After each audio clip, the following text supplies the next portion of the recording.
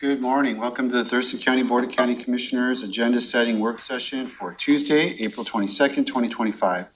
It's 9:02 a.m. My name is Ty Mentor, Chair of the Board. To my left, Vice Chair Commissioner Wayne Fournier, Commissioner Rachel Grant, Commissioner Emily Klaus, and Commissioner Carolina Mejia participating virtually.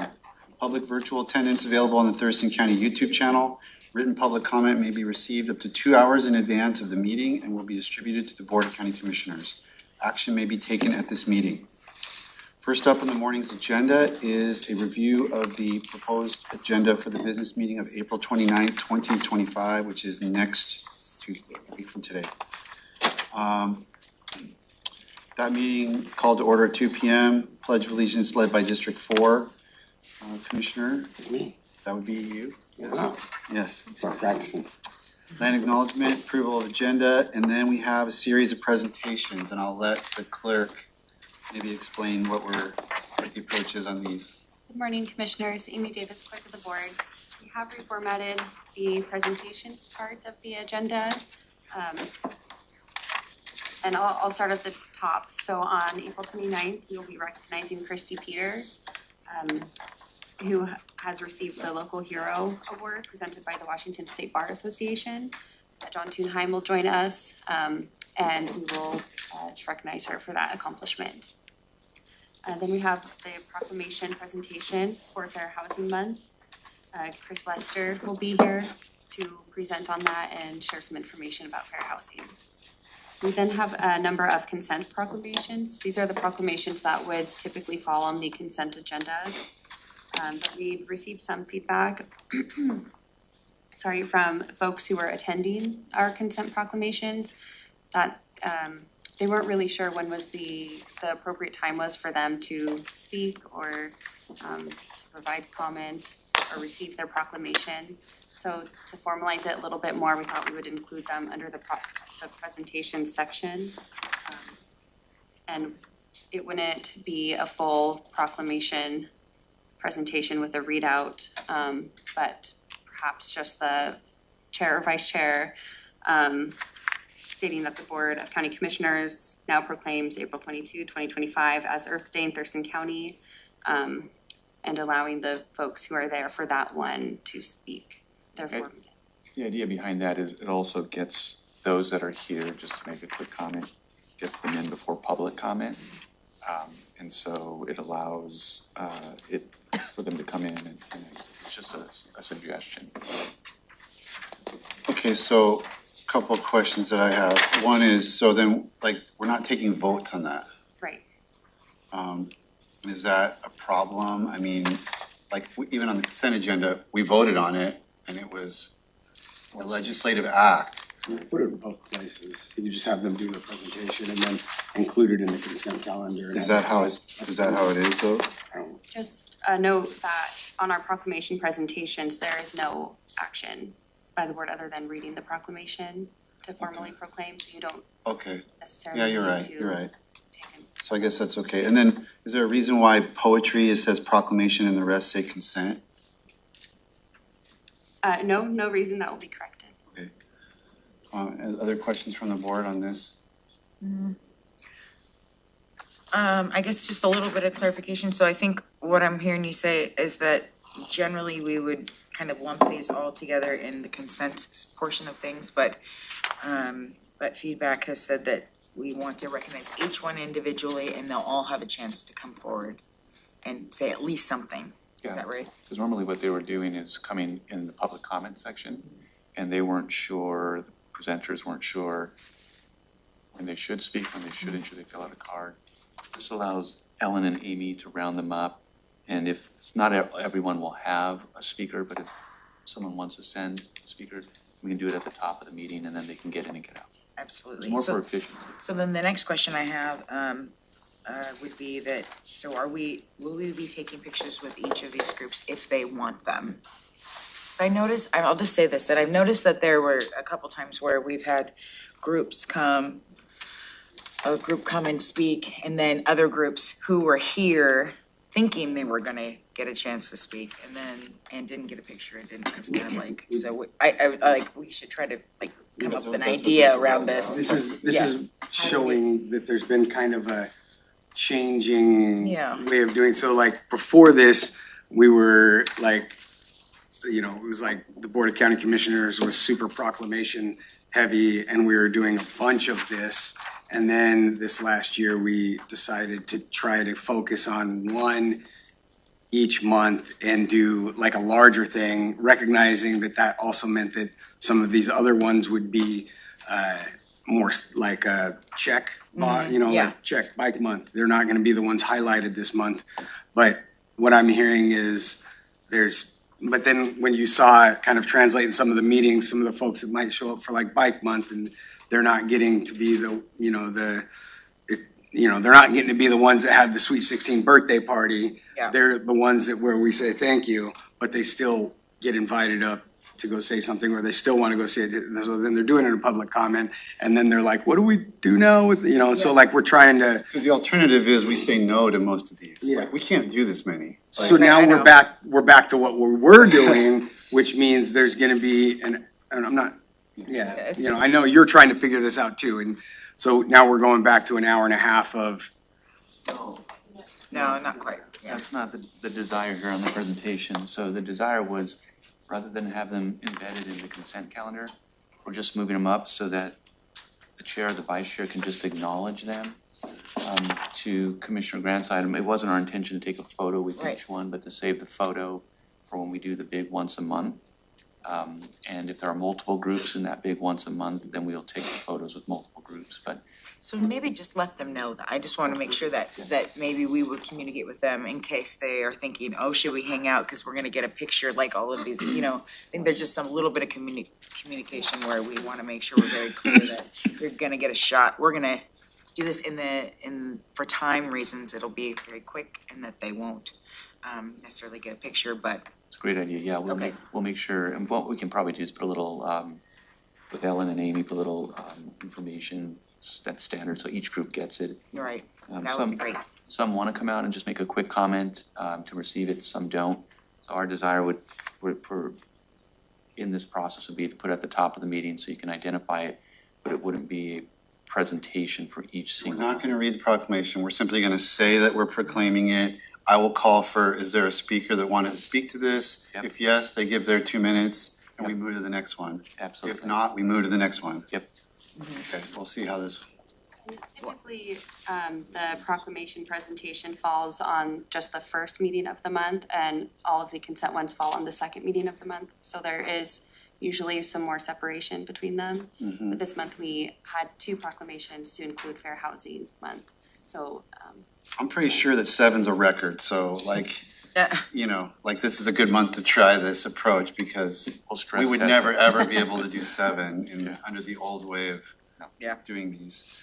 But last real quick question, which would be that, so for example, like with National Poetry Month, is there a group that we reached out to say we're gonna recognize National Poetry Month? yes, Terry Colleen from the Olympia Poetry Network is coming to speak. Okay, perfect. In poetry, in verse. Hopefully. All right. Cool.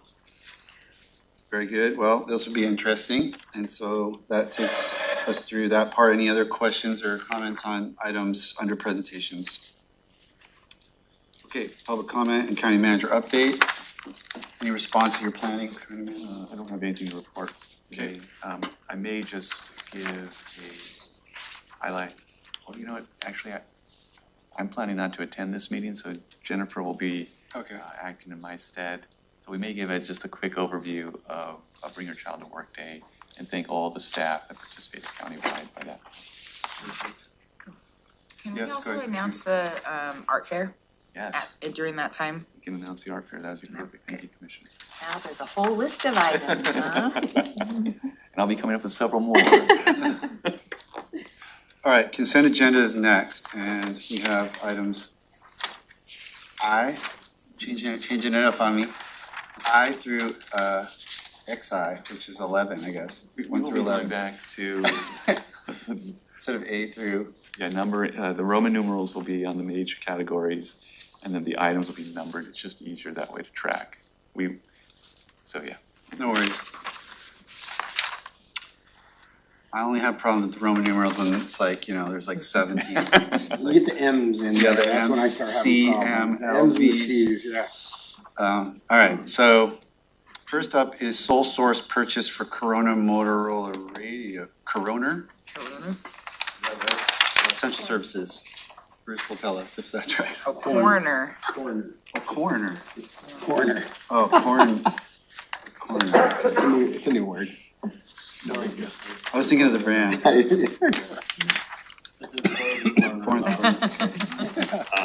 So we're requesting to purchase mobile radios in the amount of $24,253.05.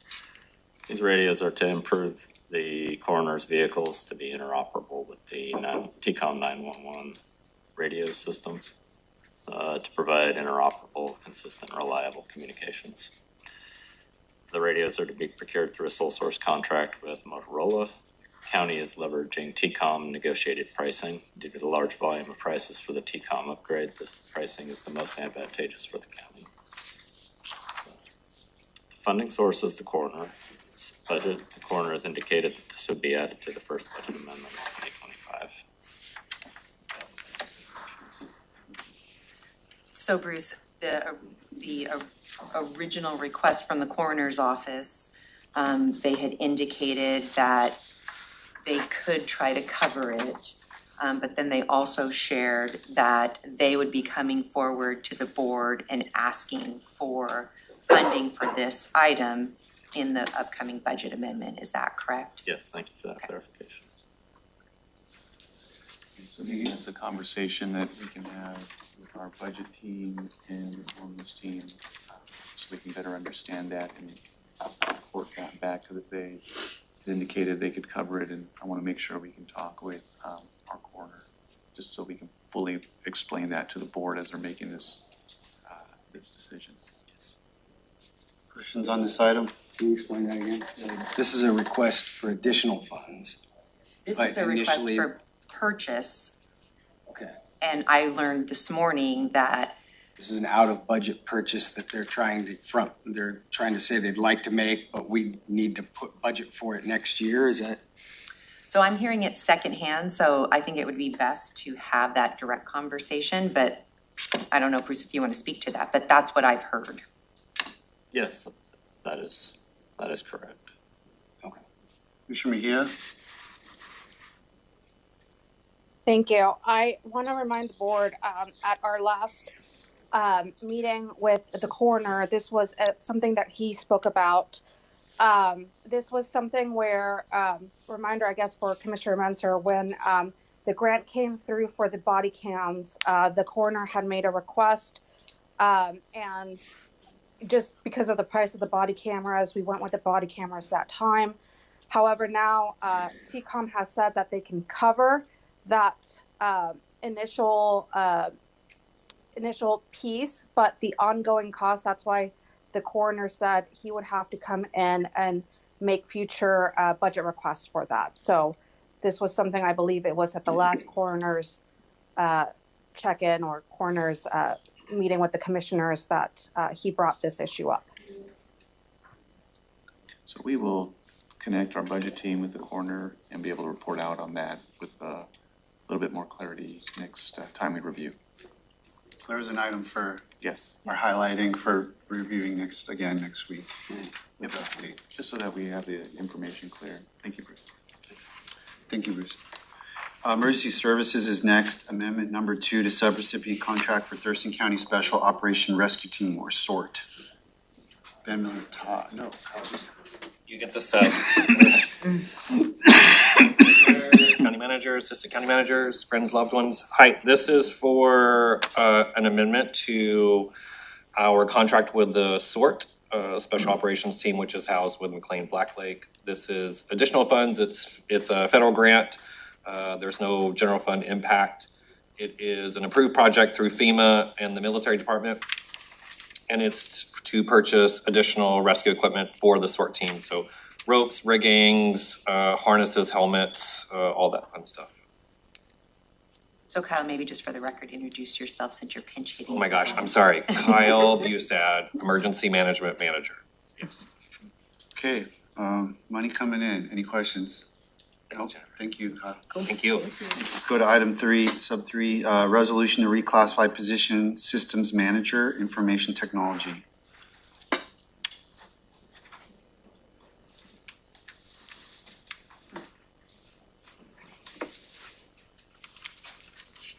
Good morning, Commissioners. Maria Ponte, HR Director.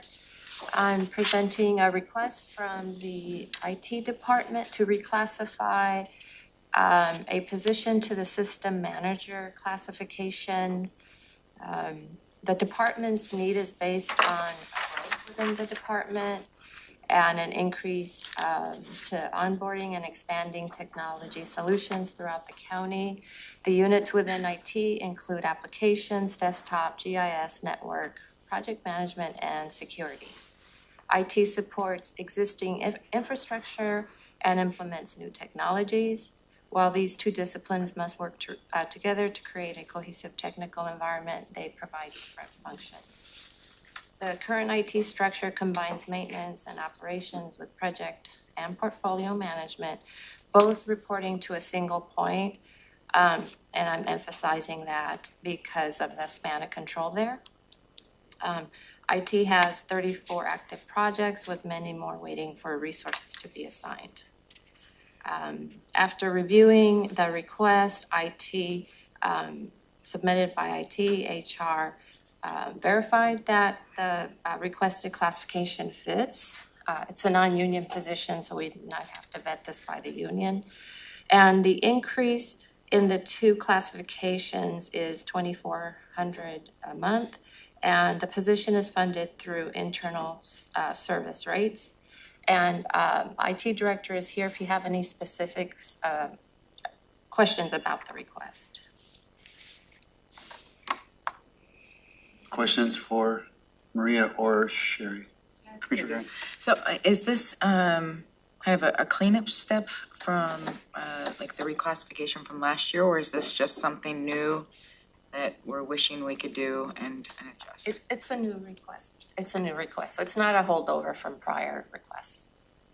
Commissioner, IT is working on some structural changes, I think balancing out one side of their operation with the other. And so this would take a position and provide them organizationally a little bit more balance because they have a higher level of this position on one side and they want to create a kind of mirror it on the other side. So they're reclassing a position up to the end.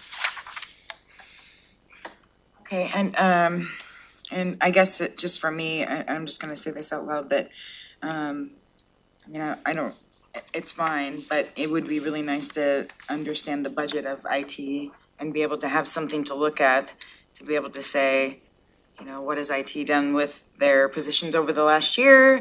I don't have any data that tells me whether or not we have, you know, money or flexibility within IT's budget or whether or not we're just upping another expense. And so having some data the next time around would be really helpful for me because I don't really know how to base a decision off this when I don't have anything other than you're asking for an increase in a budget. And let me clarify, we do vet these through the budget team, and they have verified that IT has the budget to absorb the increase now, but it will roll over into differences in the internal service rates. But there are efficiencies that the new position will create that should have savings in other ways. That'd be great. Maybe just a brief next time that would lay that out, because also what I'm hearing is if there's you know, when we think about internal service rates, you know, that's a shift for kind of everyone. So, you know, we're adjusting not only our budget up a little bit, but we're adjusting everyone else's budget up a little bit. And so really making sure that everyone here has the opportunity to review that impact before we make these decisions would be really nice. And what we can do is get, in between this meeting and next meeting, we'll put together something so you can see. Sure. I believe your perspectives are right on, that because IT is an internal service rate, when there are increases, it is spread out. So that's something we want to be very mindful of. So we'll gather that information for you. Thank you. Thank you. Thank you for sending the AIS And so I had a chance to look over that, but I was wondering if I just have a couple of questions more internally, and so can I request a follow-up with both Leonard, Maria, and maybe Sherry? Yes, absolutely, Commissioner. Thank you. We will not only get something in writing for all commissioners, we will schedule that meeting. Perfect, thank you. Madam Clerk, I'm sure you're tracking this, but that would be one we would follow up next week, so, yeah. Okay, anything else on this item right today? Okay, let's go to item 4. Public Health and Social Services request for proposal for facilitation of lived experience housing steering committee. Hi, Jen Freiheit, Director of Public Health and Social Services. This is a request to authorize Public Health and Social Services to issue a request for proposals to solicit a provider for the facilitation and support of the important Lived Experience Housing Steering Committee. I have Tom Webster, Senior Program Manager, Office of Housing and Homeless Prevention, here to answer any questions.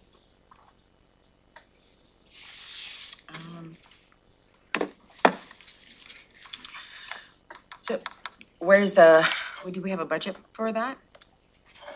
Yes, so a little bit more background. So under the Regional Housing Council, we issued a request for proposals for all of our homeless service dollars in January.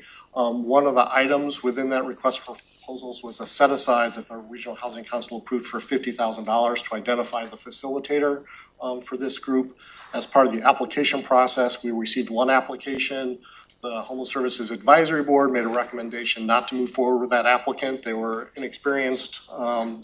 And so that recommendation was brought forward to the Regional Housing Council that approved that recommendation to not make an award under that RFP process. There was not determined to be a qualified applicant. And so we're looking to go back out to award those dollars. This funding comes from our local document recording fees, and it's been set aside as part of our larger homeless services budget.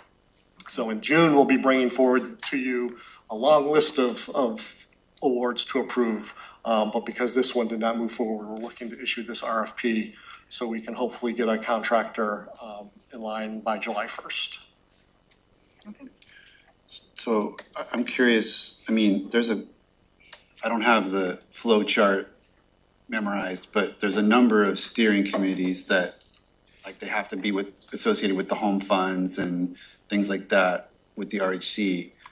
This is facilitation and support of the Lived Experience Housing Steering Committee. Would that be the only thing that this group would be supporting? Correct. It's not, yeah, and they need their own facilitation. Can you explain a little bit more about that? Why?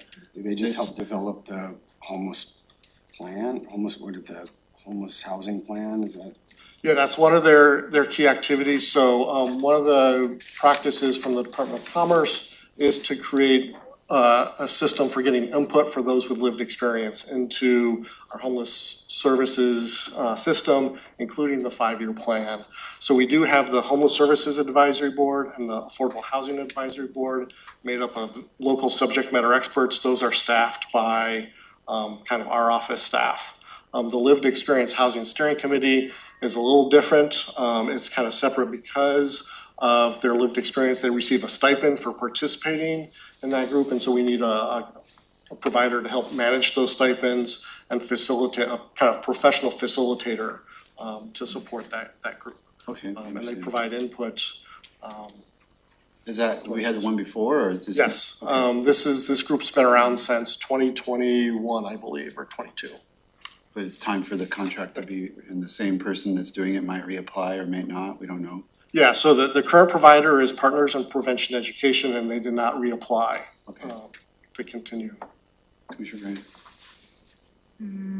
I'm just thinking about how I want to phrase this question. So just double checking, so on the other boards though, we don't have stipends, you're saying, and we don't have a need for a facilitator on the other ones? So members of the other advisory boards may receive a stipend. That is kind of optional. We work with the City of Olympia to provide those stipends. There's been previous discussions about whether the county could provide those stipends. That has not moved forward at this point. And that process is really facilitated through, they have chair and a chair and a vice chair that they elect, and that's supported by staff because they're looking at funding, recommendations and reviewing of applications. So there's less facilitation that is needed. Just for Commissioner Grant's benefit, I don't know if you're thinking more broadly or just about this one, but, you know, I have a stack of paper on my desk that's been sitting there for Yeah. 2 years probably with a draft policy about county stipends. I know that work kind of stalled when DV Ogden left, but I assume that's coming back to the board for reconsideration at some point. We never agreed not to move forward. We just kept being told there were wrinkles and, you know, we debated a little bit about the scope. But I still see that as a question left to be determined when the right staffing is in place to move it forward. I think one of the wrinkles that you mentioned was funding to either do stipends. That was a discussion among the commissioners, you probably recall. The funding that we had to do stipends for all groups or to select groups that we would pilot stipends and trying to find what those groups would look like. When before DB left, she was getting her arms around what would those groups be. Yep. And still moving the policy forward. So we will find out where that policy is, because I think it has made its review. It might just have to come to the board with no recommendations on the groups so that the board can decide on that pilot group which groups we're going to either give stipends to or not. Because it was absolutely clear that we could not afford stipends for all groups. Yep, that's how I remember it being left, because I was in favor of piloting it with a couple of groups where you could really identify that having lived experience was kind of critical to the mission of that group, and that way we could sort of see how it worked and try to get the idea out there. But it never just got back to the boards for the reasons the county manager just explained. Well, I mean, and as a person of lived experience, I'll say that not everyone needs a stipend. I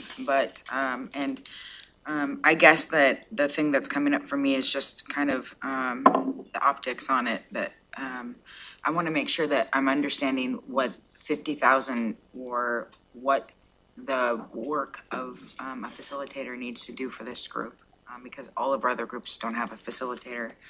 And so I just, I think that was, those were the kind of the questions, but we can talk offline and talk a little bit more about that. But yeah, I would be interested, for equity, when we think about stipends, absolutely anyone who might need a stipend, because it costs gas. I think if we're offering it to one group, we need to be considering offering it to all groups, because we don't know whether a person that doesn't have lived experience has an equitable, or has the ability to pay, versus a person with lived experience. We should be considering them all equal. Yeah. So just for minus, the question on number 5.4 is about, could the question be reiterated? Is it about what the resources be used for specifically? It's about what the role of the facilitator is going to do for the group.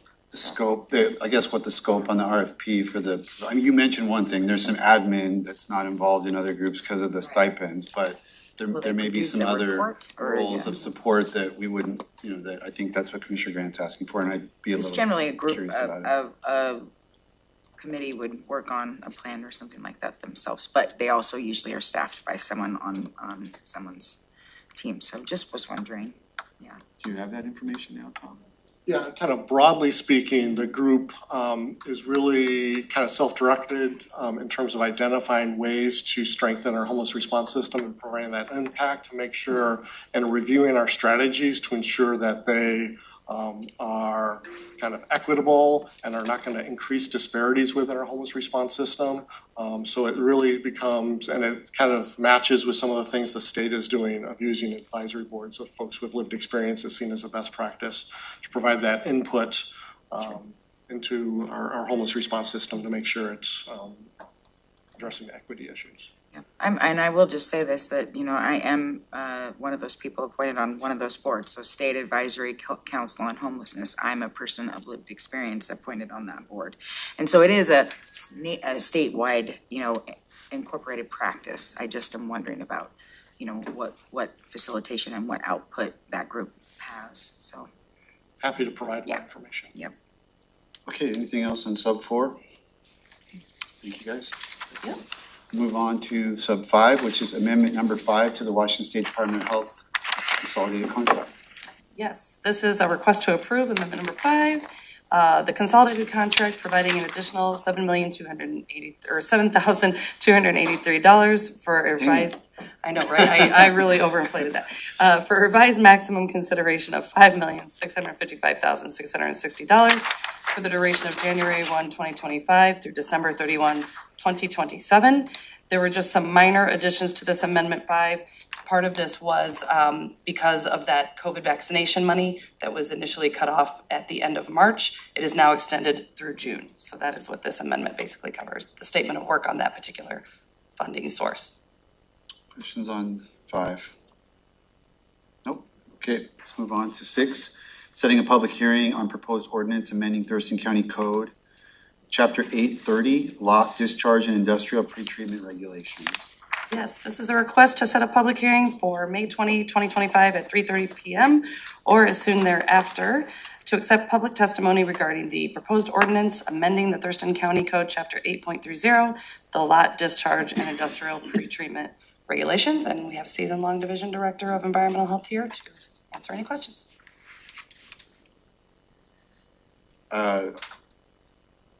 This is, if I remember correctly, I have a lot of notes on this somewhere else, but state law changed and law had to change. And then the next step is our agreements with the different jurisdictions, our meaning lots agreements with the jurisdictions then have to be updated within 30 days of those changing. So this is kind of part of a regulatory process, pretty straightforward.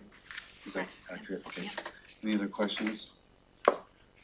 Okay, thank you, guys. Set that public hearing for May 20th.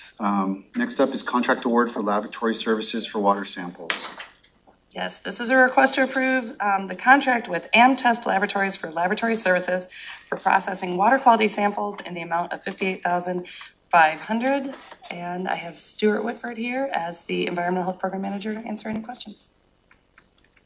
We saw this before, right, for putting out the RFP, now we're back. Yes, actually, it's a good deal because it's the existing contractor doing the work and they didn't raise their prices. Okay, And so it wasn't even close, so, all yeah. right. Well, that sounds straightforward. Any questions? Thank you, Stuart. Thank you. Item 8 is solid waste, public works, sole source vendor for solid waste lighting upgrades project.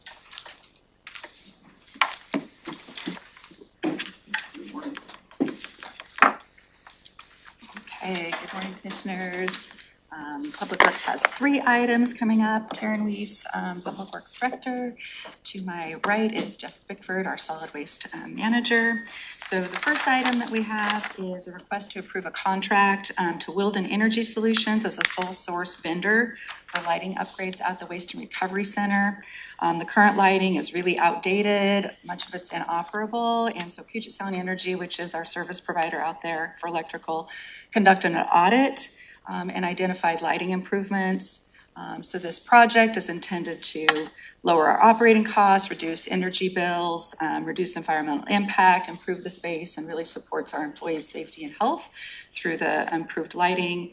It's anticipated there'll be annual savings both of energy and about $6,600 annually in costs. Puget Sound Energy offers this through a rebate program. And through that program, there is only one vendor that offers these services, and that is the Wilden Energy Solutions. So we have gone through the process of confirming with our internal auditor that the sole source justification meets all of the statutory requirements and county policy requirements. The cost of the upgrade is $21,500 and some change. We will actually be reimbursed by Republic Services, our service provider at the Waste and Recovery Center, for half of the cost of the transfer station, because they are responsible for the energy costs for that portion. And so this will create savings for them in the long run. And so our public works cost is $13,157. And so basically, when you look at the cost of the project, it'll probably be recouped in about 3.25 years. So any questions? And I have subject matter to my right if there are additional questions. Questions for Public Works on the lighting project? No, but good job. I will just say that this is a really smart thing to do. And so I'm glad we're taking advantage of it. Fantastic. Awesome. Let's move on then. All right, the next item is also a solid waste item. We are requesting the board authorize a request for qualifications for owner advisory and construction services for the Waste and Recovery Center reconfiguration design build project. So some background on this, a reminder that our work facility is the only solid waste disposal facility in Thurston County. And it is needed to have some improvements to increase safety, serve additional customers, and address projected growth over the next 20 years. This work reconfiguration project will reconfigure and expand the work to reduce ongoing maintenance and operations issues and expand capacity. It's also going to eliminate residential and commercial cross traffic, which creates safety issues. Minimizes customer queue times at the scales and reduces traffic issues and increases customer access to our services. This is a significant project in the neighborhood of about $20 million.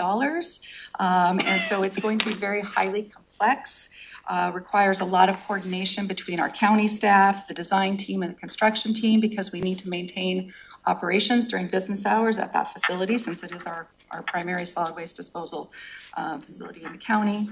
To best address these needs, the design build delivery method has been chosen as the method to be utilized for this construction project, and it's authorized by RCW. It's a project delivery method, which, if you're not familiar with it, where a single entity known as the design builder is responsible for both the design and the construction of the project. Therefore, there's a lot of collaboration, communication, and coordination between those parties that helps to deliver a successful product and maintain those operational needs during that project. The first step we need to take is to retain a consultant that has experience in this design build project delivery, and that will assist Thurston County through the whole process, through construction management. And that also includes helping us apply for and getting approval of the project review committee, which is a committee at the Department of Enterprise Services with the state. That's mandated by RCW, and they are required to provide approved public body certifications and project approval applications for utilization of the design build project approach. Our anticipated contract under this RFQ would be for a 3-year term at about $600,000, and the negotiated contract that would be a result of this would come back to the board for approval. So are there any questions? That's a lot of information, I know, a significant project that we're excited to be moving forward on with lots of great benefits coming forward. And I would also just add that the Solid Waste Advisory Committee has been appraised of this as well and is in agreement with the approach for the construction. Commissioner Grant, have you had a chance to see, I'm just wondering if this might be a topic that's worth an overview. This is a big project, and then there's also the South County. I was gonna say, if we combine the two project into kind of a solid waste future. So my, I've got an update. my question or my thought would, I don't know that pulling this off consent calendar and putting it in department items and then saying what you said again at our next meeting gets more transparency, public input. I think if, maybe Commissioner Grant's already knows all about this, but I think having a public discussion about it is appropriate, but then definitely putting something out on paper to explain what this is. And we've talked about it a lot, but yeah, like Commissioner Mentzer is saying, kind of the big picture, what this actually means, because it's a big deal. It's a huge project for you guys. Absolutely. Are we looking for like a board work session where we are just providing that information? That's what I would recommend is before we look at our schedule and try to schedule a 30-45-minute board work session so that the team can come and present. We publish that, and And I'm curious about the transfer station. And if that's the will of the full board, we can absolutely fit that in. I would offer, I don't know that that would preclude us moving forward with the RFQ process because there's no action other than getting that out there for potential. No, I'm just saying that updates and an overview with the current board on like South County Transportation, that just came up at a meeting I was at yesterday and was like, I haven't heard about that in a little while. I mean, of course, I know what's going on, but like, it's good to have a check-in with the full board on that because, and like Commissioner Fournier said, this one is a massive, like when we're talking about our capital facilities, like overarching, direction that this should be kind of in everybody's mind of something major we're doing to upgrade service and facilities. Sure, it's exciting. I mean, it's actually really exciting that we're starting to kick this project off and move forward, so. Yeah. Go ahead, Commissioner. Yeah, and I mean, I would say that I would agree. I mean, yes, I know I've been briefed on it, but I would agree with Commissioner Fournier that, this is, and Commissioner Menzer, that this is a really big deal. And I think what we're trying to say is that, yeah, we need a briefing, but more so we need the public, we want the public to know that this is super cool work and that we're really looking at, how to make things better for all of the people involved. And so, but I'm of course I'm interested in, we can get a full briefing, that's fine too. As Karen said, I don't know that this precludes an RFP from moving No. forward. So what we need can that. do is have a full board session in May so that we can have a full conversation, maybe a little bit of time to put that together. Just to Commissioner Fournier's point, it'd be good that presentation then becomes a public document can be shared. So we can work on that with the clerk. Second, third week of May, come back for a work session. Yeah, and I almost would be interested in, maybe even waiting for, I mean, the RFP has to go out and then you're going to select someone and then coming back and being like, this is what they are thinking that they would do. I mean, might be even a better, like waiting until we get to that point before we have it on. Yeah, cause I'm really interested in seeing, who comes back and what they say, what their original proposal is gonna look like, so. When will that, what's the timeline on selecting a successful applicant for this RFP? Sure, yeah, so we're anticipating that we would have an applicant selection by July of 2025. Our next steps after that would be, we would do an RFQ for the design build services themselves. And also during that time period, we would be taking our application to the project review committee at the end of 2025. And there are certain timeframes that we're trying to hit on the project review committee because they only meet, I think, 4 times a year or something like that. And then our next step after that in the second quarter of 2026 would be to select our design build contractor and work on project design with anticipated construction in mid-26 through 2027.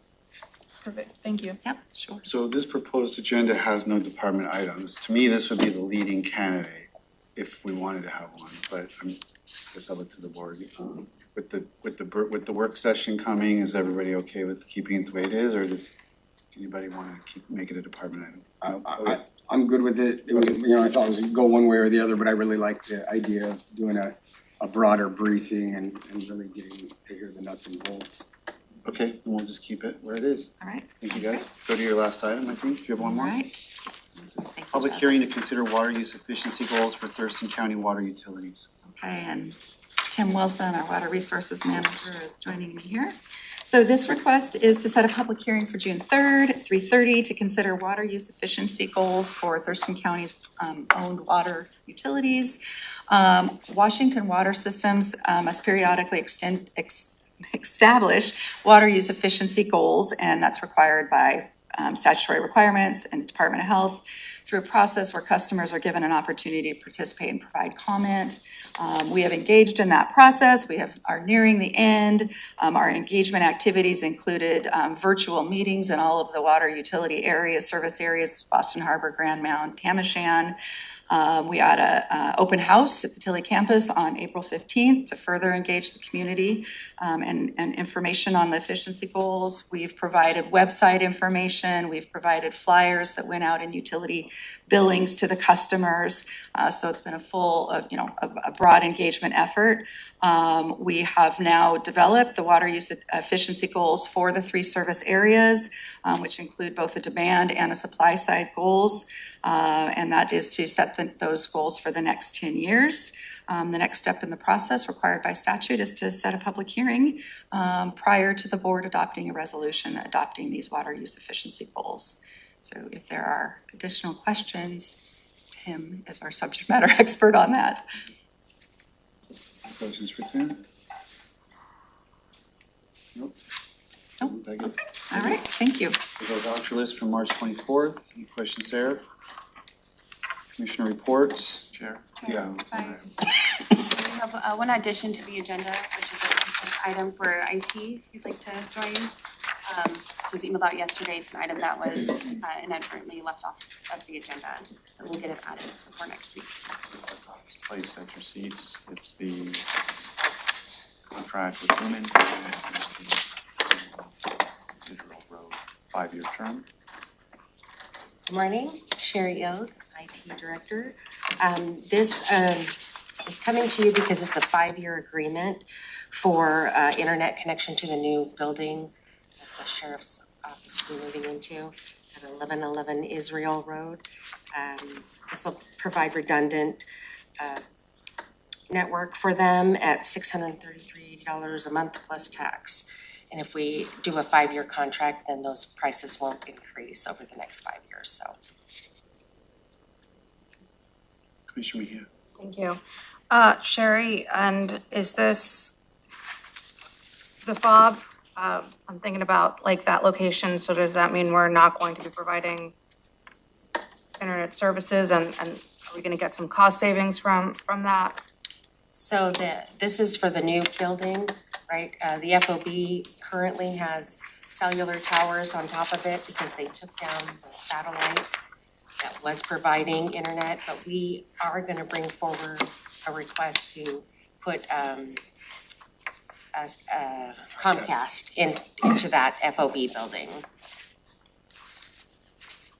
So separate topics. Separate topics. I'm saying like, why, I guess, if we're gonna be moving into a new building, why are we gonna? Gap. There's a Gap. Over a year, they will both be occupying both buildings, at least a year, if So- not longer. So we have the building, but we need to remodel the building to get them to move into the building. While that remodeling is happening, they need to stay in the FOB. So we need to have service in both. So we need to get service for the Israel building, that's what this is. Yeah. And then maintain what we have, the current use, until we can move out. Understand that piece. My question is in regards to how much are we currently paying at the FOB? That then this is going to be, I'm guessing, when we stop paying at the FOB, how much of cost savings are we going to have? Like, how much is this going to actually, You're looking for the cost difference. yeah, So if we have service at one building, turn on service at this building, what's the cost here? And cost here, and what's the delta there? Sunset FOB. So the cost for the cellular coverage out at the FOB, I think, is fairly inexpensive. I think it's $100 a month or less. There's actually Verizon and AT&T service out there, so it's about $200 a month. okay. But that's for one tier of service that doesn't provide as much internet speed as the sheriffs would need. And it's my understanding as well that the Israel Road building is going to house sheriffs from Building 3 and the FOB. So all of those personnel are gonna move over to that building and whatever else may go in there. That place was huge when I toured it. So they're gonna have a large data Just a second. need. We can research the total costs of all the different consolidating. Yeah, I think it would just be, right, I think just seeing that number, it kind of, you're like, oh, but then we have to think of all those cost savings too of moving in together, so. Yeah, Did not mean to put you all in the spot on this, but since it did come this morning, I was wondering if there was any, and happy to wait on that response. Yeah, we'll pull that information together and work with Sherry and the team to send that out. That's awesome. Thank you, guys. Mr. Chair, the sheriff did have his hand up for a sec, but it came down just. Is that who the S is? I was wondering that. Sheriff. Oh, I was just gonna say that the cellular towers that are currently at the FOB are extremely slow. to the point at where you don't even bother trying to upload dash camera, body camera. It's basically just so that employees there can connect to type reports and check their email. So over the next year, while we're still working on the new building, but we will need probably something more feasible than that, which I think is that stopgap of Comcast. Thank you. Thank you. Commissioner Grant? Yeah, can we go back to the voucher list? Yeah, Kind of like, absolutely. I just want to use this opportunity just to bring up something. I do review the voucher list in detail. And one of the things, and I just want to bring up, I'm okay approving it, but, you know, I recently sent an email over to our budget office and they're working on it. They've given me some of the information. But, you know, in reviewing kind of spending, I noticed that we really don't have a commissioner's budget. And I had some questions about, you know, how much, you know, as much as I would like to just travel to every single possible thing, I'm wondering about, you know, what do we usually spend on travel? What kind of budget do we have in place for us, for, you know, we'll talk about this in a minute, but like if I wanted to rent a space for a town hall, just understanding, you know, what our budget is, and so that I can make sure that I'm not personally expending money that, you know, if all of us want to go to conferences but right now it just seems like it just gets put on here and we just spend. And so I just wanted to let you guys know that I had requested that, and it would be interesting to review that together and in the future, just to be able to say, you know, when we have this spend in the commissioner's items on here, you know, what is that for? And, you know, are we staying within our budget for the year? And so I'm interested in that. That's all. I mean, there is a budget. I rely on the county manager and the budget team to tell us, we ask for approval for things, and if we've gone way over, then I would expect the county manager to go, actually, we're way over, and if you want to approve that, you'd have to agree to extend the budget, and if he approves it, then I assume we're within our budget for those things. And I think you can ask for those things. I did. I mean, I could, do you want to speak to it? I do. I think Commissioner Grant has the same question I had about 5 months ago. We do have a commissioner's budget. The commissioner's office incorporates different functions. The ability we have as we move forward, and Summer and I have already talked, is to have more definition in that budget so that it's not such a broad category, and then it makes spending a little bit hard to understand what we are setting aside. She had the same perspective when she came to the budget office and in January took over. I said, we're right in alignment. So we'll be putting some of that together, and then I think would be a good discussion to have with commissioners as we go through, but I think your question is rightly. Yeah, I mean, and she did provide some information, and we can talk about that later, about what we found, and, but I guess you know, and I guess this goes back to speaking when I asked about the IT budget, is that it's, you know, we spend, the voucher list comes out, I see it, but I don't have, anything to say, oh, is this a normal? Is this a normal? You know, we spent, you know, $16,000 on food for the month in the jail or something, and I don't have anything that says to me, does that, oh, that's normal. You know, in order for me to be able to approve the voucher list, you know, it's kind of, I mean, we will approve the voucher list because we've already spent it, but it is an opportunity for us to say, oh, that's weird. Why did we spend, you know, money on this or on that? And then the other thing, just so you know, you guys understand why I'm asking these questions, would be that for me, you know, I have lots of things that I want to do, but I also want to be very fair to all of you so that, you know, because what I did here is that we've overspent our budget travel-wise a lot each year. And so, you know, so it's like, oh, so then if I know that, hey, I should keep it within this amount, I'll only go to the top 2 or 3 or work with other agencies to make sure that they're covering my budget. But then I can plan for my year and not just be like, oh, that sounds cool, that sounds cool, that sounds cool, and go to everything and just expect the county to pay for it. So, you know, and that's kind of why I just want to make sure that I'm I'm aware of what kind of Yeah, funding and that's fair. Yeah, I've never crunched the numbers. Yeah. But other than WASAC, which we all go to in November, I've never asked the county to send me to any more than one thing. I've sometimes gone to a second thing that a different agency was sending me to. yeah. But in terms of like, I just took it for granted that we're all not gonna be able to go to 3 or 4 conferences every year. That, Right, and like see- on the commissioner budget, that's just not. Right, and so that's why I was just So I mean, wondering like, out of that's just kind curiosity. of a, Cause I, it's good to know exactly what that looks like. I've gone to a lot of conferences like I'm just one of those people who's like, oh, that sounds cool and I wanna go, so I need to hold myself accountable.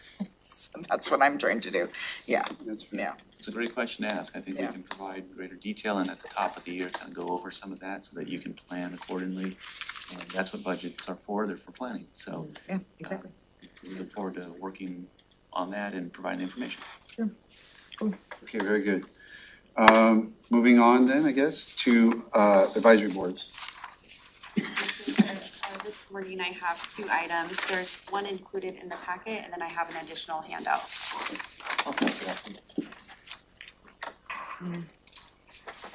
The first item is for the Fair Board.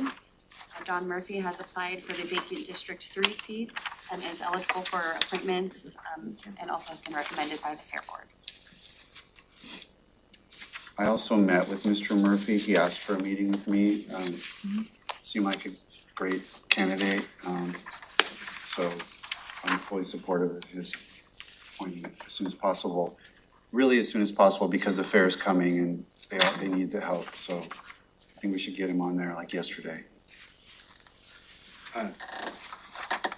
Now having Cindy's application in hand, I would make the same remarks that Commissioner Menser just said about Cindy Hamley. She served on the Medic One board for quite some time. Prior to that, she served a career working for Medic One, so she's adequately experienced, and she was unanimously recommended by the Medic One EMS Council. So I would put both of these applications on the consent calendar for April 22nd, if that's 29th, my bad.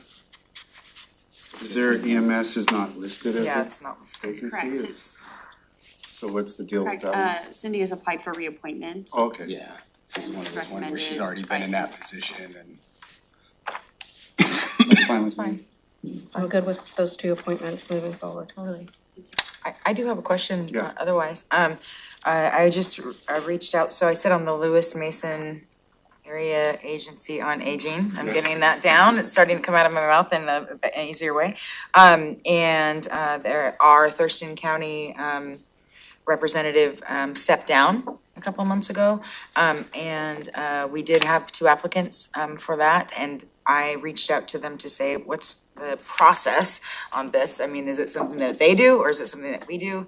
And then they sent a thing back that said that usually we do it, that we have to. And so did you get an email from them, or? Yes, I've been in contact with them. I don't remember her name. Yeah. But we've received a couple of applications so 2. far. Yeah. Yes, and we may have recently received one additional one. So the process would be similar to our other advisory boards, where I would send the applications to them for the LMT to make a recommendation. Okay, so I'm just wondering what we need to do to get this moved forward. I'll check in with the contact there that I was in Okay. touch with. So Send it back to the committee, I send it back to the LMT. to the Ellen? Oh, so they make the The decision there, or we Lewis make? Mason, Thurston area agency. Oh. Yeah, you send it back to them, but they told me when I asked, because I had someone reach out, someone from Yelm applied, and they reached out and said, where am we at with the application, because I applied a long time ago, and so I just don't, and then I asked them, and they said, it's on us. And so I'm just saying, like, is that something that we end up putting on here? And then bringing before us for us to decide, and then we approve, and then we send that recommendation back to LMT, and can we get that done quickly, is what I'm I'll thinking. look into it. Every advisory board is different, Yeah, so off the top, and that one doesn't come up very often. Right. So we'll look into it and bring it back next week. You had a couple South County people. It'd be great to touch base with the applicants and let them know we received it, and that we're working on process so that they're not out hanging in the wind. Sure. Perfect. How many of these boards are there, just for, I think when we talked about it at the board advance, I think there was about 27. that's a lot, so There's a lot of different rules. And there's only like 3 or 4 where we actually send them to the committees to like vet and recommend back. And this might be one, it may not, I don't remember. Like Amy said, this one hasn't come up all that often. Yeah, because that was my question to them was, you know, do we at you know, like at Thurston Mason BHO, you know, we might look at those first and then vet and then send it to us. You know, it's like they would vet it and say, this is who we suggest, and then ask for us to approve it and then come back, or is it the other way around? And it just seems like with these guys, they don't know and we don't know, so. All the we ones just that need to I've figure it seen out. are the other way around. Like I've never seen it where we pre-vet, send it to them and Yeah. then they send back. It's always like, they get the Unless it's applications. the library board. There are some. Well, yeah, that's. Yeah, see, that's what I'm saying. It's like That's what I'm just, saying. There's 26, 27, and Amy's got to juggle them all. yeah. So anyway, just putting that on your radar that I'd like to see us get that, because it's been vacant now for 2 months, so. And we'll contact the ones that have applied, to let them know we're Sure, working on it. that would be great. Okay, Okay. let's go on to Commissioner Mejia. Yeah, I wanted to bring up a conversation, and this can be something that can be, I'm just bringing it up, so both Amy and the county manager are not aware of this. I had a very good conversation with Rob Kirkwood, who is also the chair of the Historic Commission.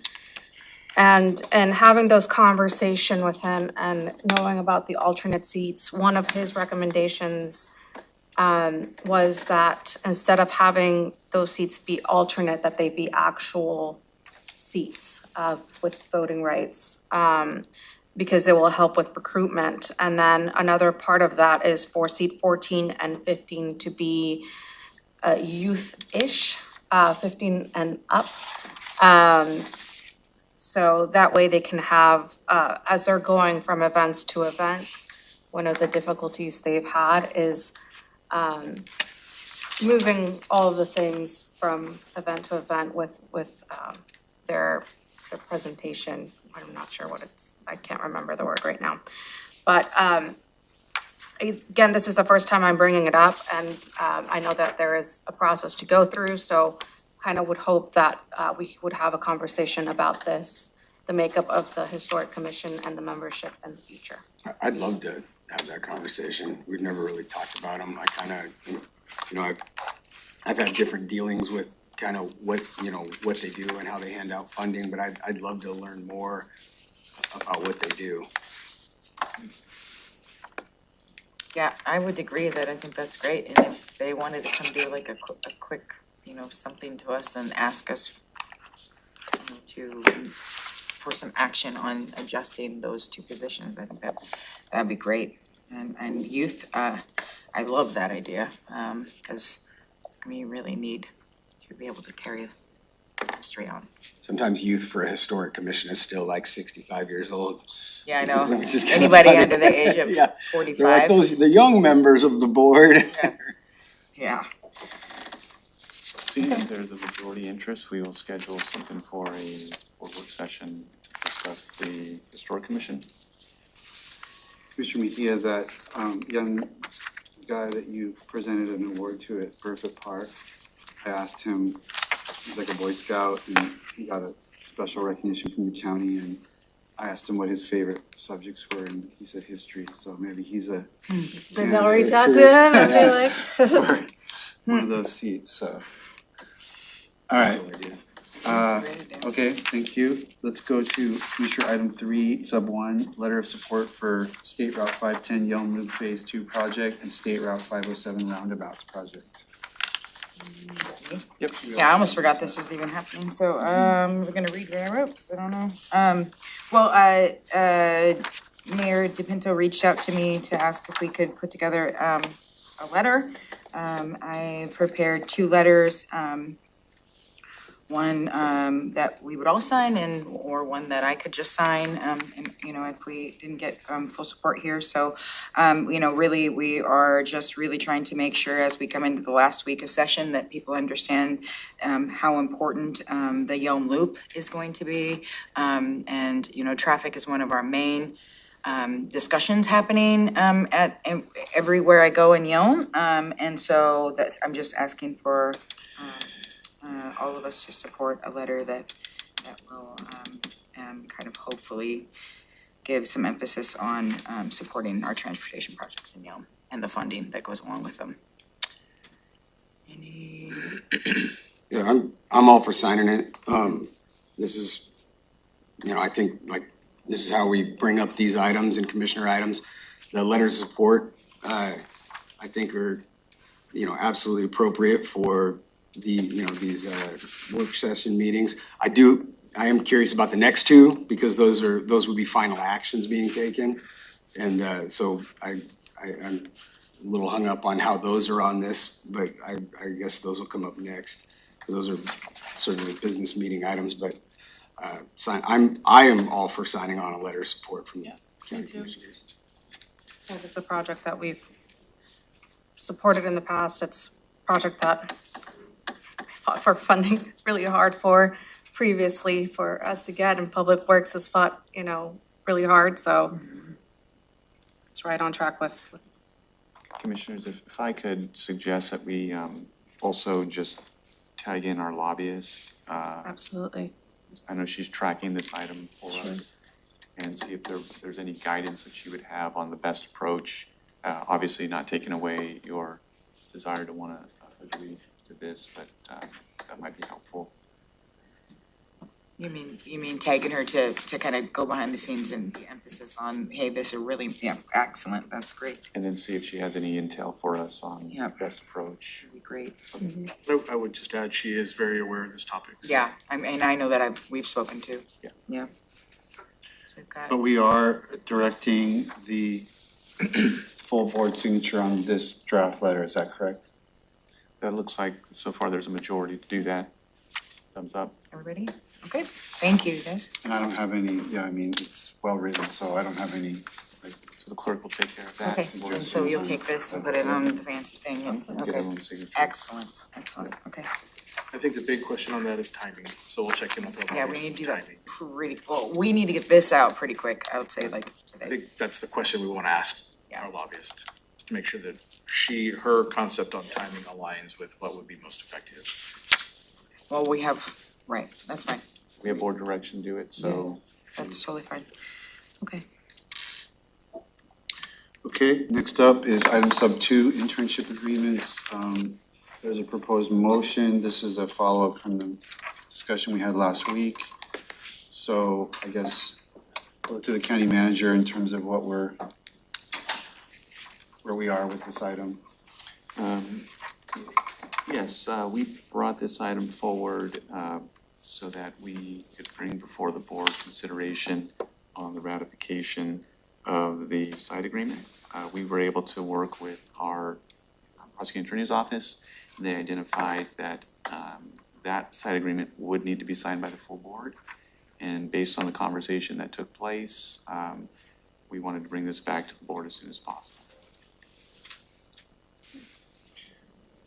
It was distributed somehow or other. I remember seeing it. Mm-hmm. I don't have it with me. It's super simple. Yeah, this is simple, it's very, very simple. So I'm kind of where I was last week, which is that regardless of how this got to where it is, if it had gone through the right channel, there would have been, in my opinion, it would have been completely non-controversial, the site agreement. So at this point, with two students, in the position that they're in, I want to get this ratified myself, as long as the board's still, as long as Commissioner Grant is still, obviously you're the driving force, so as long as you're still looking to move forward with this program. Absolutely, Commissioner Fournier, I saw your hand. Yeah, so, I don't have a problem with the intent. I have a problem with the process and the way we've gone about it, and I've got things to say about that. But I do feel that this motion and the second motion need to be done in a business meeting. We've had lots of talk about, what this agenda setting meeting is and what it isn't. There's been some, I still think we're kind of in a gray area with final action being taken in these meetings. We added our paragraph in there about we accept public comment for these in writing. And we think that kind of meets the intent, but if we're gonna be taking clear final action on some type of contract or some type of agreement, which I think both the next two items are asking us to do.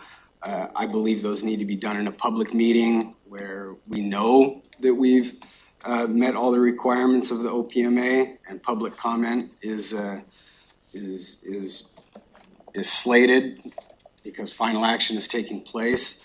So I think that if the motion is to ratify this and to authorize pay on the next one, I think those need to be on the April 29th meeting, but I do want to have further discussion on wherever this motion takes place, which I think should be on the 29th. I would want to make comment on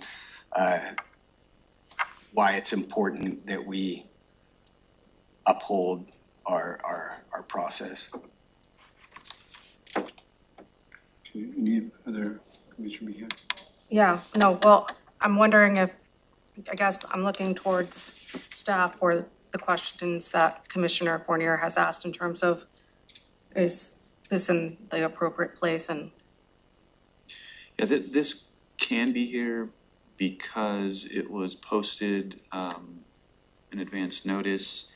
I think we are, to acknowledge Commissioner Fournier's comments, we are working on more definition, and that'll be something we continue to work on. But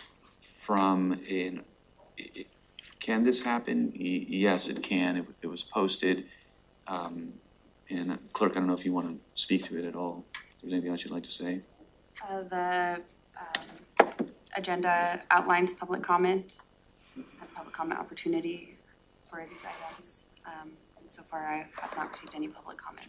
I mean, I would agree that, like, generally speaking, we follow what Commissioner Fournier lines out. We do these on occasion when there's time is of the essence, and for some reason or other. I think both of these, well, we haven't even talked about the next one yet, but I think on this one, it's been very clear why time is somewhat of the essence. And I don't have any problem with, in those limited circumstances, taking action, because we've structured our ordinance to have that flexibility, and we've needed it on many occasions. So, anyway, Commissioner Claus.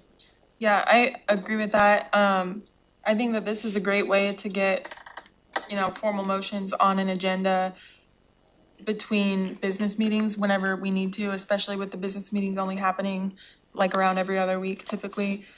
Stuff comes up, and if we don't have a mechanism for taking action on formal motions between those meetings, then there's gonna be a lot of stuff that gets bottlenecked for no good reason. And it's within, policy, both in the ordinance, it sounds like, and just Robert's Rules of Order in general allow for us to do this. So I appreciate this process kind of being worked out, and staff for, finding a way to get this on the agenda soon, because these are time sensitive. So let's see if there's a motion, and if there is, we can discuss that motion. Is there a motion to move something today? I will move to ratify and approve the internship site agreement between the Evergreen State College and Thurston County, executed on March 24th, 2025 by Commissioner Rachel Grant. Second. Okay, a motion and a second to approve the internship site agreement. Discussion on the motion. Commissioner Mejia. thank you. So, in looking back at last week's meeting, I want to thank the county manager, first off, for bringing this to the full board and going through the appropriate sources to be sure that everything was above board. And I think this serves as, just a reminder that, yes, we are elected, but we individually do not hold any authority or power. That's why we can't direct staff. Our power comes from a collective as a board and what we approve as a board. And so, moving forward, right, these things have to come before the board because there has to be those checks and balances. And, when a county manager, and I've been told multiple times that I need to pause on something or wait until more information is gathered. And I've been able to pivot and wait. And Sometimes, I've been told like, okay, like now it has to go in front of the board. And having that flexibility that it's not something, that is for an individual commissioner, it's just rules that we all have to follow and we all have to do. I'll be abstaining from this motion just because I think it's not about the internship per se, but for me, it comes down to the process. And kind of based on what I said next week, I won't rehash all of that, but just wanted to lay that out. Thank you. Any other discussion on the motion? Commissioner Klaus? I'll just bring this up again, that I think that this board needs to have a conversation about bylaws and what we want those to look like, because that would alleviate some of the conversation on like what proper processes and procedures look like. So I don't know if that's something we could put on an upcoming work session, but. That's coming. There's some work on that that's gonna come forward. Okay. Commissioner Fournier and then Commissioner Grant. The clerk is working on bylaws, but,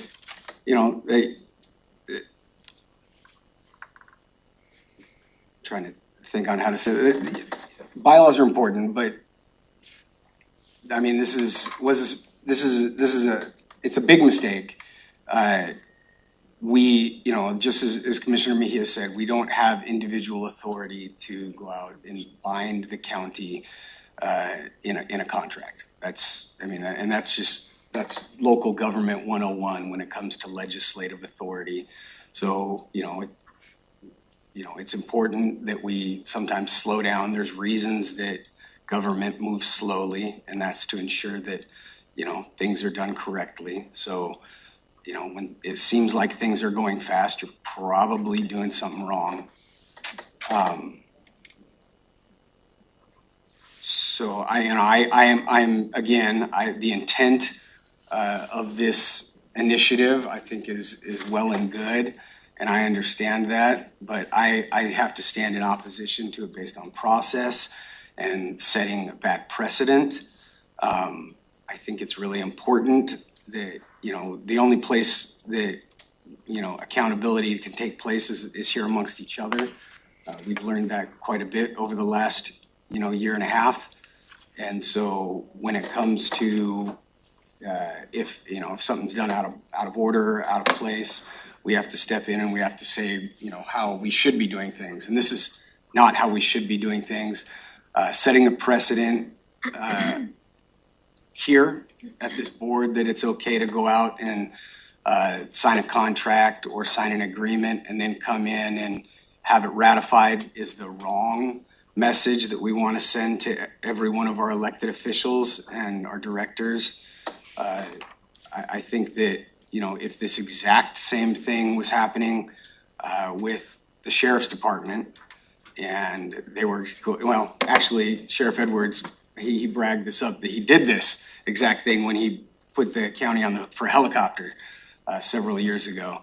And if we were to set the precedent that it's okay for other elected officials to go out and sign contracts for helicopters and army tanks and things like that, and then come in and ask permission and forgiveness, otherwise we'd be in a sticky situation. I think that that would be a bad precedent to set, and that's what we'd be doing here today. So, I think it's important that we stand by process. This is something that there would have been discussion about amongst this board about how we want to do this. And I think that's important to be, as we're trying to be respectful of the entire board. So precedent setting is concerning to me. And then as I documented in my email, some of the characterization of internships in our last open discussion, I think creates some problems. It was there were people in here kind of alluding to saying that interns are free labor, and that's not what interns are, and that's the exact opposite. The intern has to be the beneficiary of the relationship, not the county. And if it's the other way around, and if they are treated like free labor, You can create, as I stated last week, you can create an unintentional employment relationship where interns can then file for back wages. So really, even based on some of the discussions and the things that were said last week, those are things that would probably end up in a court case if an intern was to feel like they were getting the short end of the stick. So I'll be voting no, just based on that. But again, I understand the intentions, and I think that the intentions are good. I think we just kind of fumbled this one. I have Commissioner Grant, and then I will be next in line. Go ahead. Right, well, and I just kind of want to reiterate that, and I'm gonna bring this up, simply because, you know, it's an overall consistent, it seems to be consistent with the board that, you know, I set out to follow every process as it was laid out. I went and did all the things that I thought I was supposed to do. County Commissioner and I, you know, both looked at these agreements, you know, so, and, you know, felt that we were, you know, each of the processes. I also want to comment on a recent email coming from the HR director around internships. Policies for and guidelines written by the county, no matter how old they are, 2008, 2015, they are still policies and guidelines until we change them. They are not just to be ignored or said that they are out of date. It is what they are until we as a board or until Maria or someone comes to us and says, here's a new updated version of it. We'd like to get this updated. You know, I've had this happen before in other agencies. You know, it is, you know, something that we need to be able to have on, you know, to follow. So again, I'll reiterate that I love process. I like guidelines, bylaws, and procedure, and that we need to have more of this so that less of these kinds of mistakes occur. You know, and I did just hear someone say that maybe the clerk was working on bylaws, and so that would be another example of procedure of we as a board didn't direct the clerk to work on bylaws. So we as a board should be deciding when we ask somebody to move forward on policy for this board, it should be a discussion of the board. Well, I'll take responsibility there because I've heard every single person talk about bylaws. So during a meeting where I was meeting with the county manager about agenda setting, and it was suggested, do you want the clerk to kind of come up with a set of bylaws that then the board can come and work on? I said yes, because I thought I had heard every single board member say that was a thing, that I think you were at that meeting as well. So I think that was something that we wanted. So that was done a little informally, I get it, but I didn't think that would be anything that would raise anybody's. And that's exactly where the work should be done. In normal organization, that's the way the work should be done. But if I was to have done that, then maybe someone, so because we don't have anything written out that says that it's okay for that. If I had never heard anything about bylaws and I just said at that meeting, you know, Amy, I want you to start working on a set of bylaws, like that would be inappropriate. Right. Because at that point, I'm directing, and the county manager, under our policy, would say, hold on, Mr. Chair, that's a pretty substantial piece of work you just assigned, we need the board to give thumbs up. And I go, oh, sorry, you're right, county manager, I forgot about that. But that's how it's written in our county manager role policy. Right, and so that's the same, I want to just reiterate that that's exactly what happened with this. Would that be that I went to county manager and county manager said, it's not something that we need to go before the full board, we don't, you know, and so that's what I'm saying is that the importance for us to be able to lay out clear guidelines of what needs to come before this board, because it can't just be when someone doesn't like something, then it's all of a sudden got to be gone to a That's not what's happening. This is not an attack on anybody, but there's nothing in any policies that said you can go out and sign a contract. Even the policies that came from HR did not say you could go out and sign a contract on behalf of the county. They didn't say that. So saying that I followed the process and that I didn't do anything, and I'm not saying you did anything wrong. All I said was this was fumbled. But to just stand there and say, well, no. I got processed. That is not what happened. There was a mistake made, and we can ratify that contract after the fact, but that is not how any government should be doing things. That's not how the president should be doing things. That's not how this county should be doing things. That's not how the sheriff should be doing things, or the coroner or anybody else. Well, sometimes, I think I'm next in the queue. So Yeah. for me, I don't disagree that we should have gone about this differently, and for me, this is just simply about, as Commissioner Fournier just said, this is, no one did anything wrong. This, if it was fumbled administratively, we have 2 kids hanging out there that would have been, to say that we got to stand on process when that's just not appropriate, in my opinion. So we could legally be on the hook for this contract, whether it's Ultra Virus Act or not. They could enforce the contract based on the apparent authority of Commissioner Grant, which means that any lawyer would tell you to ratify this contract. But beyond that, I don't care if a lawyer would say that or not. It's morally imperative, in my opinion, that we honor. Thurston County does not need a newspaper article about how we pulled the rug out from under 2 Evergreen students on something. And so however we fumbled it administratively, we have to stand behind this contract. And I want it ratified this morning, and I want to be done with this. And then we can talk about all those other things in any number of other ways, productive. Yeah. But to say that this is where we're going to draw a line and leave these kids hanging, that's not comfortable for me. I totally respect that, and, you know, it also has to be said that this is not how we do business, right? Somebody's got to be the person that says that. You can, you know, you get to be good cop, bad cop, whatever you want to call it. I agree. You get to come in and say, look, you know, let's do the thing. It's also my job, I feel, to say, hey, well, let's be careful, because doing this thing is not a good way to do business. You know, like and as I understand the rules, if we don't ratify it and there are damages, because I don't know if there's damages. I don't know if maybe they're 3 weeks into the quarter and now they're not eligible for their FLSA grant or something like that. My understanding is that if we ratify it, then the county takes on that liability, if there is liability. If the county does not ratify it, then the commissioner that went outside their authority is personally liable for any damages that may have occurred. So, I mean, that's important. I'm not an attorney. You're the Harvard guy. What you said is not inaccurate, but that's not a situation I want to see happen. Certainly. For a situation where somebody was trying to do the right thing and there was a confusion about the right process. So I think we should take steps to protect those students, to protect the county, and to protect Commissioner Grant. And let's all be very careful in the future. Yeah, absolutely. So, any other discussion on the motion? Or can we call a question? Not on the Okay, I'm motion. gonna call for a vote. All in favor, say aye. Aye. Opposed? I'm abstaining. Okay, so we have 3 in favor, 2 abstentions. The motion carries. Thank you.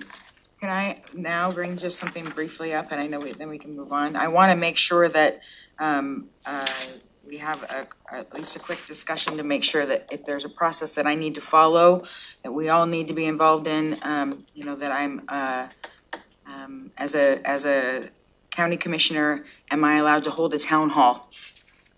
And do I need to get permission for that?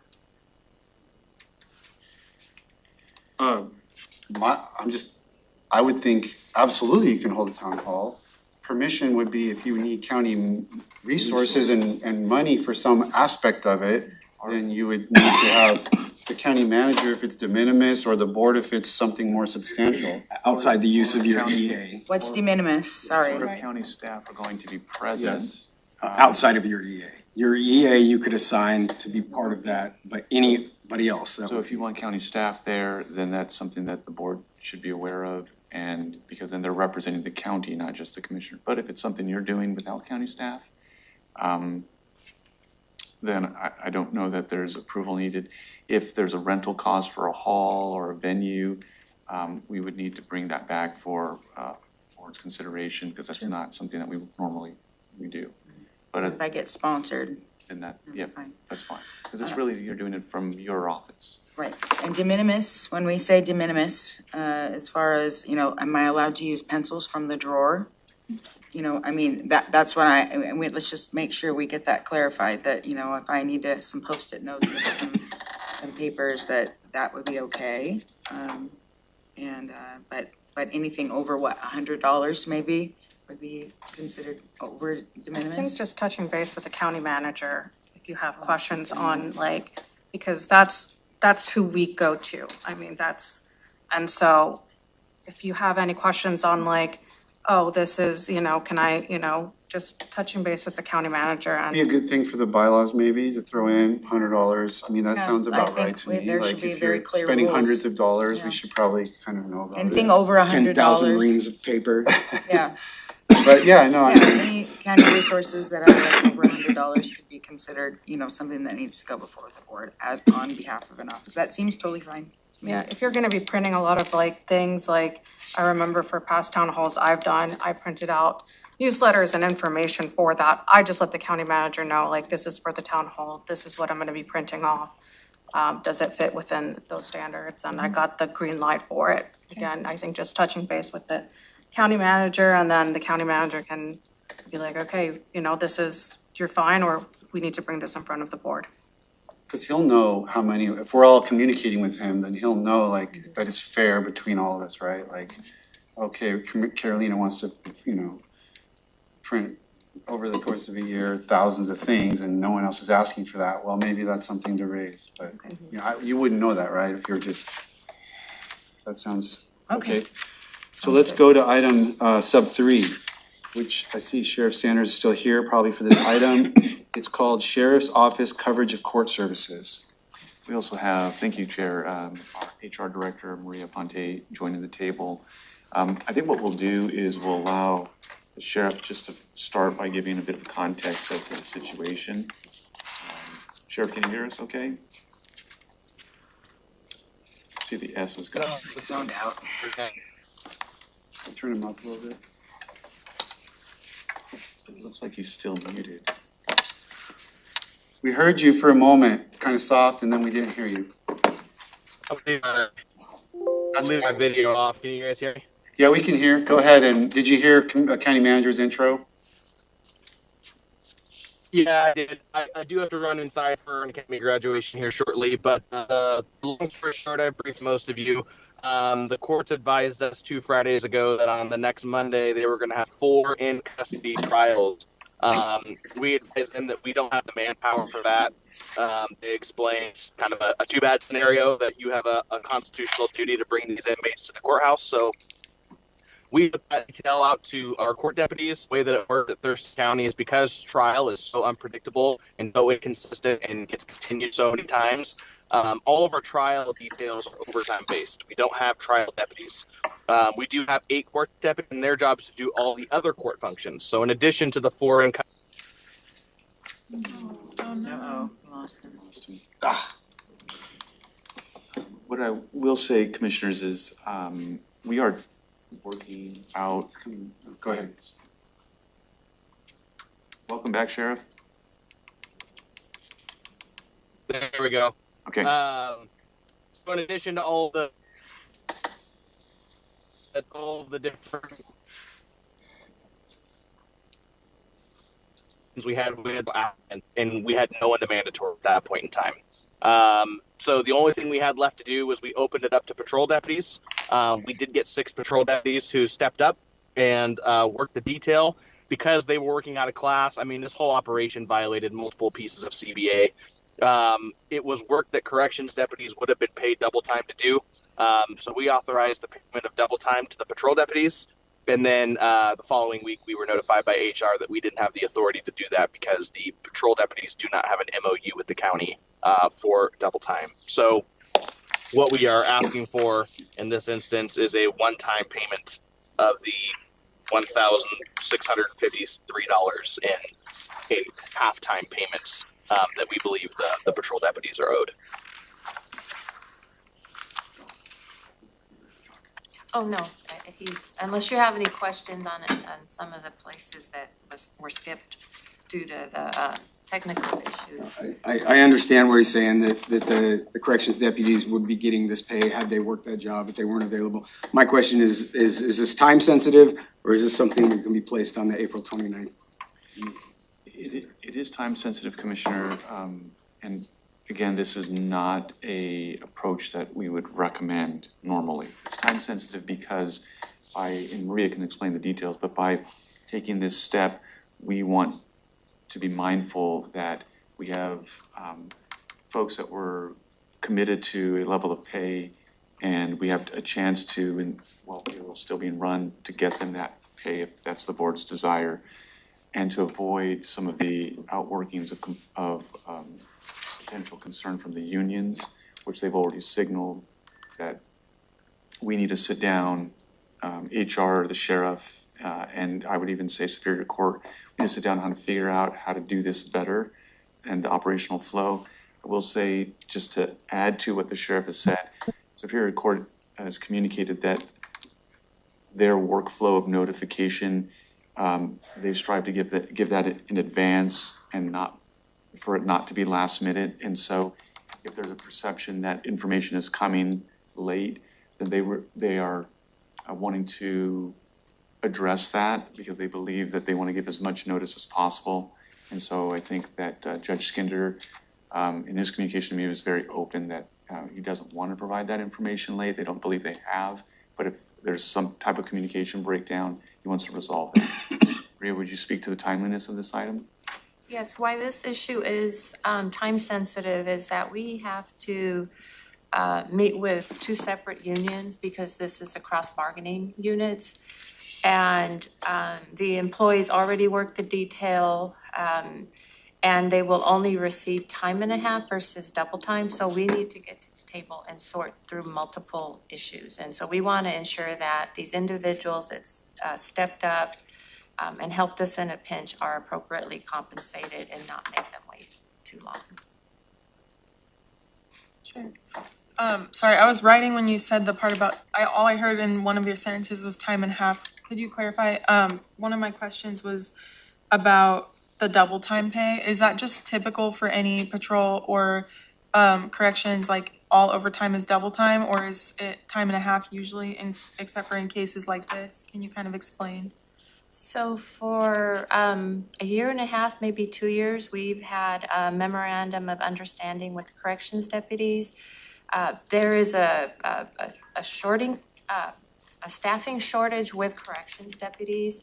And in order to incentivize them to step up and work overtime, we have double time compensation for certain details, and this would be one of them. That does not exist on the patrol deputy side. Okay. We approved the MOU last year for the corrections deputies. Okay. And because the patrol deputies have to step in and work the job of the corrections deputies, they're saying they're entitled to what the corrections deputies would have received. Right. Okay, thank you. Any other questions? I also just wanted to clarify, because I know I had some issues there. I think I have better service now, that there is no fund request for this. It's being billed to the Corrections Bureau because it is Corrections Bureau work for a total of $1,653 in benefits. And our desire, board, would be to work with the sheriff, HR, and come back with more conversation about how we need to operationally have some solutions for the sheriff. And with board input and consideration, because of the vacancies, we believe this could be not limited to isolated situation. Yeah, so that's my question. Will this become a more regular thing? And, you know, like the patrol deputies have a higher wage than the corrections deputies. So will we then be, you know, but I know that there's a deficit of corrections deputies. So I checked in with the court, and this is really perfect storm kind of thing. It's really unusual that they would have 4 trials going, that all 4 of those trials would be in custody, and that 2 of the 4 were like high needs, like high risk, that have like, they need extra staffing. So no one could ever remember a situation where that had happened. So I don't think this is gonna come up a lot, but it did in this situation, and there's certainly conversations to be had. But I'm gonna go ahead and make the motion to approve a one-time issuance of double pay to 6 deputy sheriffs who worked in a court capacity on April 14th, 2025. Second. There's a motion and a second. Any discussion on this motion? Yes, Commissioner Klaus. Did someone already mention the dollar amount that's? 1,000. Okay. The sheriff did mention it. I didn't put it in here because it wasn't in the written motion. Sheriff, can you restate the amount? I Or if can. anyone, Maria, go ahead. So, for the double time, it's $1,653 in excess of the time and a half. Per deputy? No, total. Oh, really? That's it? $1,653 additional above what their contract would have provided. We need the board's authority to activate that. So that's why we wanted to bring it as quickly as possible. And then we'll be working offline to address the union items and coming up with some solutions. Any other discussion? Call for the vote. I appreciate you all very much. All in favor, say aye. Aye. Aye. Motion, any opposed? Motion carries. Okay, now you can appreciate us, Sheriff. Yep. We just passed the motion. Thank you. Sorry, I've got really bad service, so. Yeah. All right, thank you for your time this morning. Sorry, Chair, Yeah. can we go back to just the internship and just, I guess, some clarification from Commissioner Grant when she mentioned those sponsorships and I guess just the, for the town halls.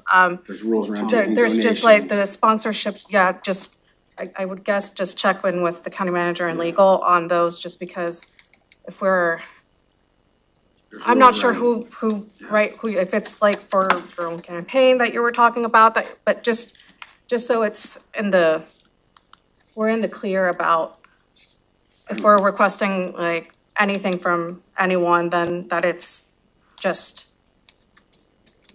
Yeah, there's non-monetary donations have rules, monetary donations taken in by the county have rules. So there's lots and lots of rules upon rules.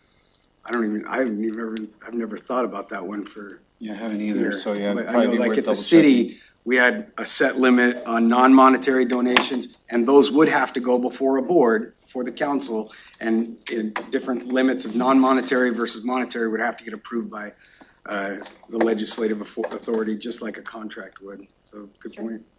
Sorry, I just. That's fine. Pop Yeah, I'm definitely, I'm familiar with those kinds of things, so absolutely. Okay, thank you, Commissioner Mejia. Let's go to, the next item is sub 4, Board of Equalization update. Just a quick update for commissioners that that workload challenges that we are working through.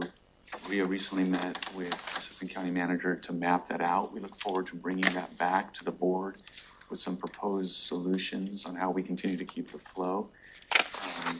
The amount of work that is needing to be addressed is significant, and so wanted to flag for the board that we will be compiling some of that information and open any commissioner comments.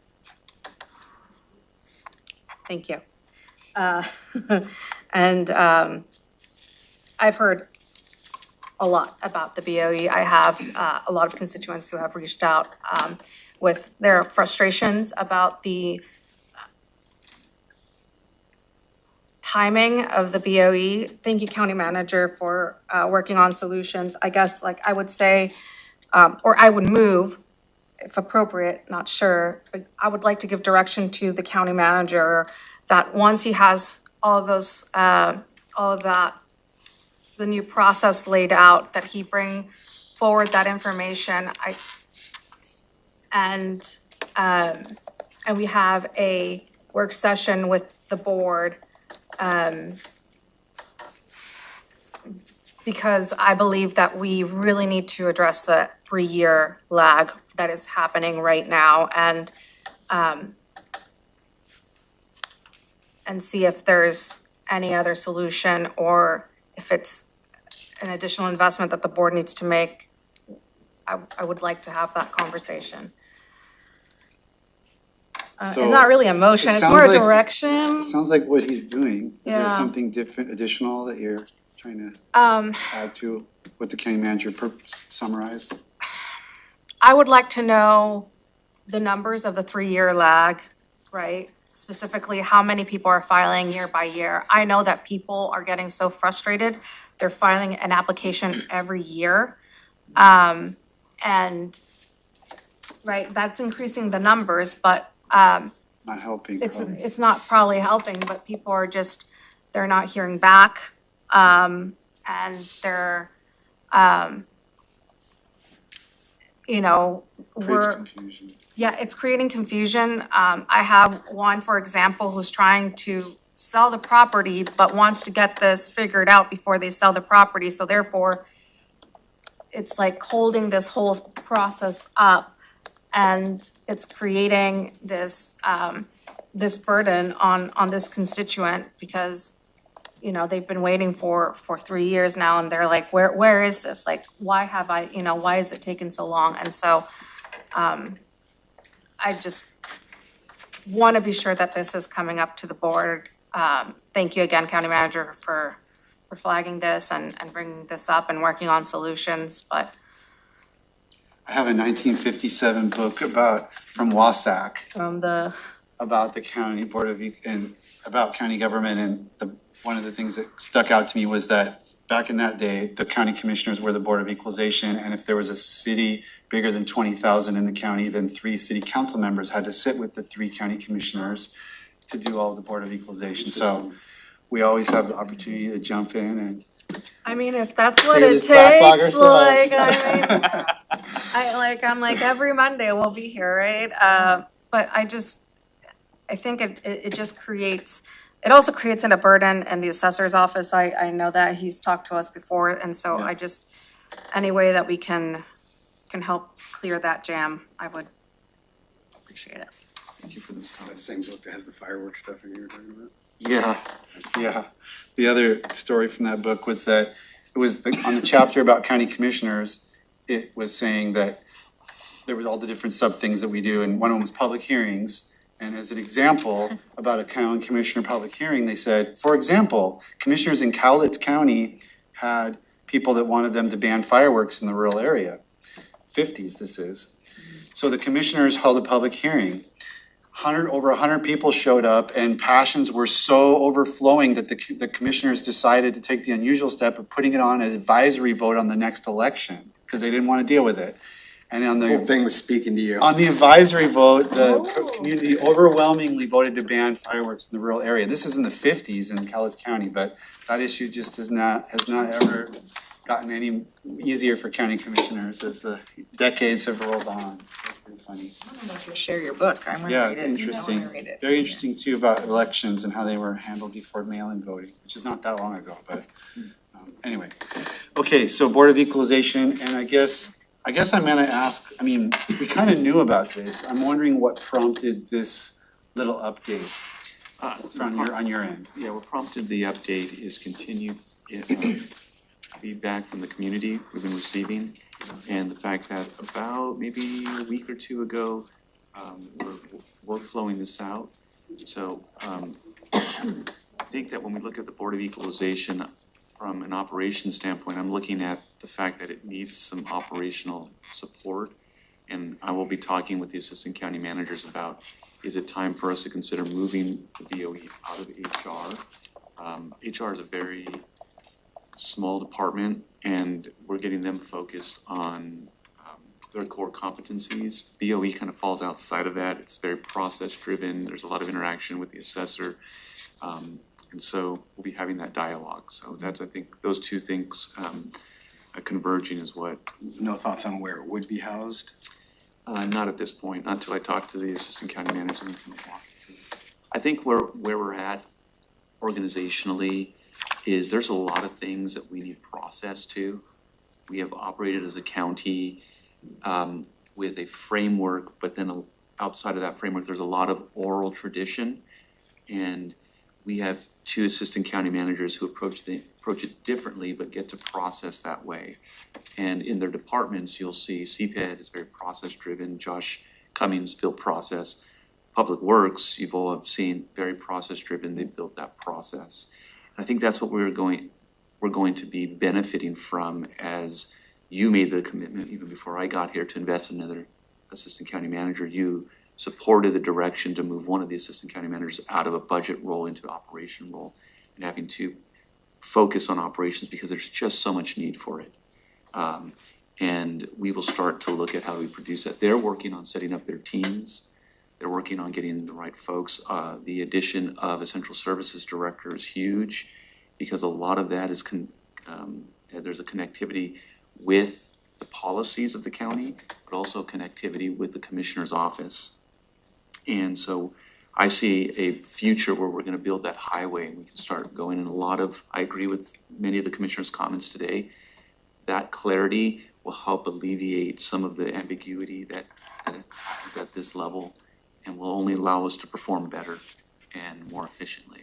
So BOE is just one of those conversations we took seriously about a month ago when a member of the public came and said, hey, I'm having some problems. I appreciate Maria for jumping in and talking through, but we're only gonna get a certain response with the setup we have. And so sometimes we have to have that larger conversation, a higher level conversation about maybe it's time to change the setup so we can get a different product. Thank you. Okay. Can I just make a comment on that? I love that update, and I would love to be able to hear more of that on a regular basis. Like, it's really nice to hear, like, and I think the public would benefit from knowing more of that. So I just wonder if maybe in the county manager updates, you could mark those things down through the week of like, look, here's what we're looking at right now, what we're working on, and because that transparency is critical. I mean, and reassuring, and both of those things. And so I want to applaud you on doing that work.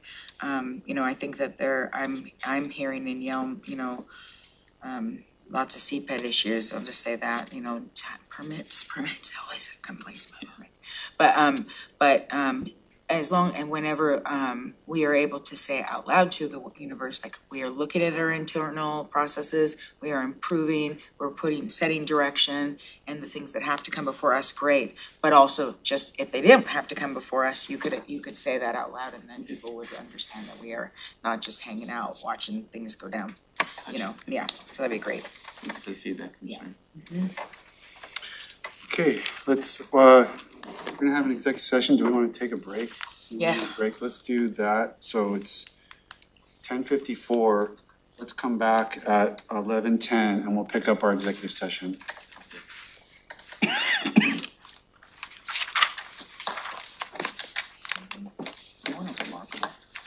have one too. I stopped using it because it died once.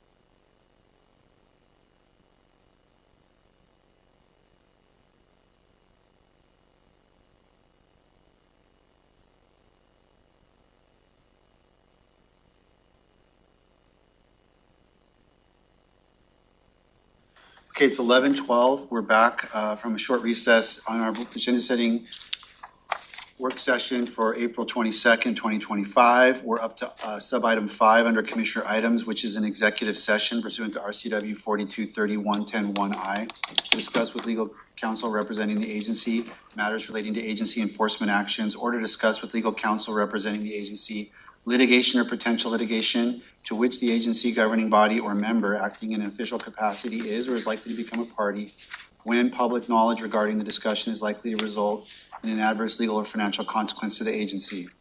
Appleby versus Thurston County is the topic. 15 minutes is the estimate. So we are at 11:13. We'll be in executive session until 11:28. Board action may follow.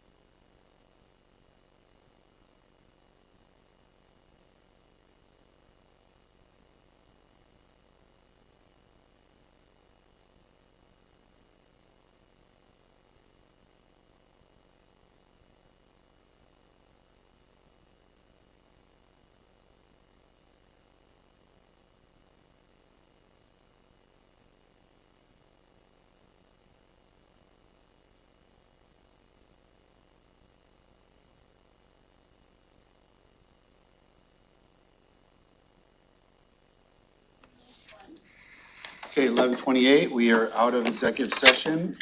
Direction's been given to staff regarding the settlement strategy. No formal board action follow. We're at the end of the afternoon's agenda, or morning's agenda, so we're adjourned. Thank you. I thought that meeting,